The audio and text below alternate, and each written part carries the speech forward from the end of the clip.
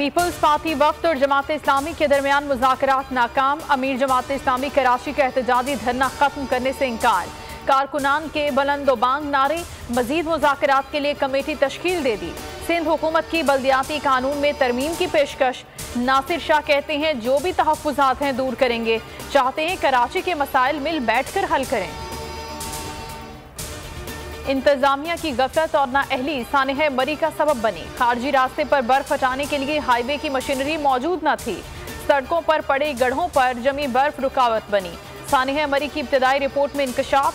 गाड़ियों में बैठे अफराद कार्बन मोनोऑक्साइड से जाँ बहक हुए।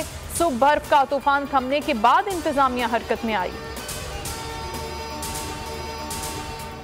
मरी में रेस्क्यू ऑपरेशन आखिरी मराहिल में। फंसे बेशतर सयाहों को रेस्क्यू कर दिया गया। मरी के तमाम रास्ते खोल दिए गए। गुलडाना और बारियान को क्लियर कर दिया गया। राब्ता सड़कों की बहाली का काम जारी। इंतजामिया, पाक फौज और फलाही इदारे पेश। मकामी अफराद ने भी भरपूर किरदार अदा किया। सयाहों को घरों में ठहराया। खाने पीने की अशिया फराहम की। मरी वाक़े पर नून लीग तहरीक इंसाफ पर चढ़ दौड़ी। ख्वाजा आसिफ कहते हैं हुकूमत डगमगा रही है, किसी भी वक्त जा सकती है। मरी में लोग मर गए। वजीर आजम कह रहे हैं शहरी मौसम देखकर क्यों नहीं गए। एहसन इकबाल ने कहा मरने वालों की 24 घंटे तक कोई इमदाद नहीं की गई। तहरीक अदम एतमाद लाएं और इमरान खान को चलता करें। सानहे पर मनफी बयानबाजी, पस्त सियासत और मौका परस्ती के बदतरीन मिसाल करार। वजीर तालीम शफकत महमूद का ख्वाजा आसिफ को सस्ती बयानबाजी के बजाय मनफी सियासत पर नजरसानी का मशवरा।